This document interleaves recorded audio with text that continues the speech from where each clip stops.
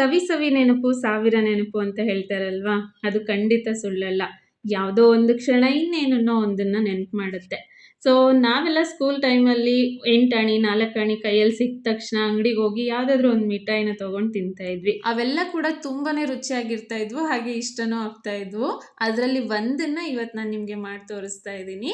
ಇಲ್ಲಿ ಸ್ವಲ್ಪ ಗೋಧಿ ಹಿಟ್ಟಿಗೆ ತುಪ್ಪ, ಬಿಳಿ ಎಳ್ಳು, ಏಲಕ್ಕಿ ಪುಡಿ, ಹಾಗೆ ಸ್ವಲ್ಪ ರುಚಿಗೆ ಉಪ್ಪು, ನೀರನ್ನ ಹಾಕಿ ಚಪಾತಿ ಹಿಟ್ಟಿನ ಅದಕ್ಕೆ ಕಲಿಸ್ಕೊಂಡಿದ್ದೀನಿ.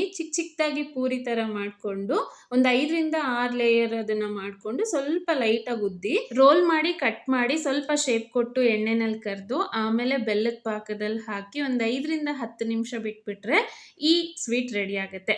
ಇದಕ್ಕೆ ಏನಂತ ನೀವು ಕರಿತಾ ಇದ್ರಿ ಅಂತ ನಂಗೆ ಕಮೆಂಟ್ ಮಾಡಿ. ನಾವಂತೂ ಕಾಜಾ ಅಂತ ಕರಿತಾ ಇದ್ವಿ. ಹಾಗೇನೆ ಇದ್ರ ಜೊತೆ ನಿಮ್ಮ ಚೈಲ್ಡ್ಹುಡ್ ಫೇವ್ರೆಟ್ ಸ್ವೀಟ್ ಯಾವುದು ಅಂತ ಕಮೆಂಟ್ ಮಾಡಿ. ಸಿಗ್ತೀನಿ ಮತ್ತೊಂದು ಮಿನಿ ವ್ಲಾಗಲ್ಲಿ. Thank you, bye.